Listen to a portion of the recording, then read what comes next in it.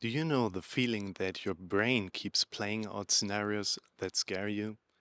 Whether you suffer from anxiety or symptoms like dizziness, panic, or lightheadedness, your mind often imagines the worst. In this video, I'll explain why your brain thinks in these patterns, why it's completely normal, and how you can positively influence this way of thinking. By the end, I'll show you concrete steps to free yourself from these burdensome thoughts. Our brain is a master of scenarios. All day long and even at night while we dream, it creates scenarios, often with a negative outcome. It used to be thought that dreams help process the day's events. New research shows, however, that our brain connects these experiences with dangers and replaces them at night as a way to train itself. The same principle applies during the day.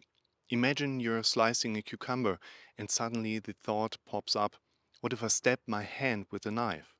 Or you're standing on a balcony and your brain asks, what if I jump off right now? Almost everyone has had thoughts like these, but for some people, these scenarios can lead to intense fear, a sign that the brain is operating in a mode focused on safety and survival.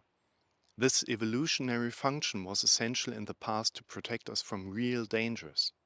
Our brain often thinks negatively and dramatically, and not without reason. It wants to prepare us for potential threats. This way of thinking is deeply rooted in us and helped our ancestors avoid risks. But in modern life, where we rarely face actual life-threatening situations, this pattern often leads to unnecessary fears.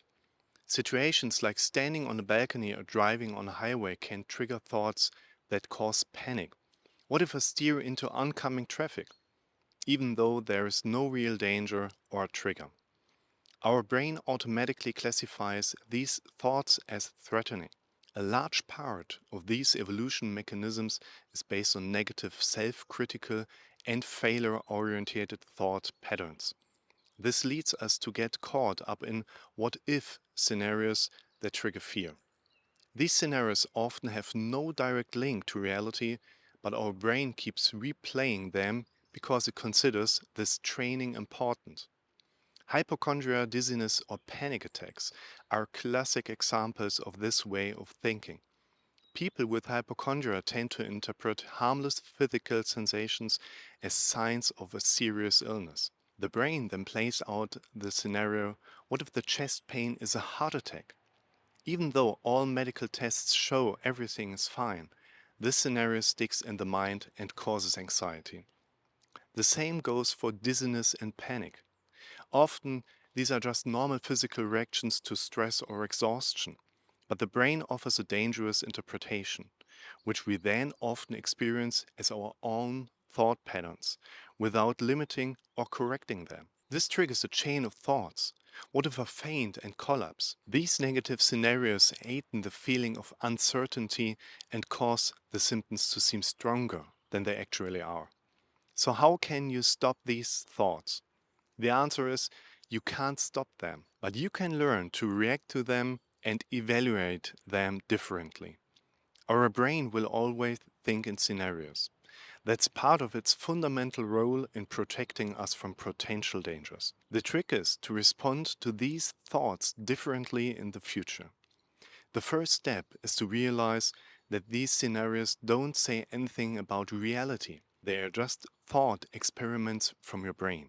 A helpful tool is to write down your thoughts and feelings. Keep a journal where you record your anxious thoughts and analyze them. When you notice your brain painting a dramatic scenario, ask yourself, how realistic is this really? Next time you feel dizziness or panic, take a moment to pause. Try to observe your physical sensations without immediately labeling them as dangerous. Remember, it's just your brain working in its usual patterns, but that doesn't mean something bad is actually happening. In summary, your brain automatically thinks in scenarios which are often negative and threatening. These patterns are deeply rooted in our evolution, but in most cases, they aren't real. The key is to recognize these scenarios and evaluate them differently. In the next few days, keep a journal of your thoughts. Whenever you notice your brain playing out a fear-inducing scenario, write it down and ask yourself questions like, how likely is it that this will really happen? This is the first step to gaining control over your thoughts and reducing anxiety. Have you already seen my most important video for you? You will learn to understand your symptoms and find the path to change. Feel free to also watch this video here. Like the video, subscribe to the channel, and activate the bell to always stay informed about the latest posts.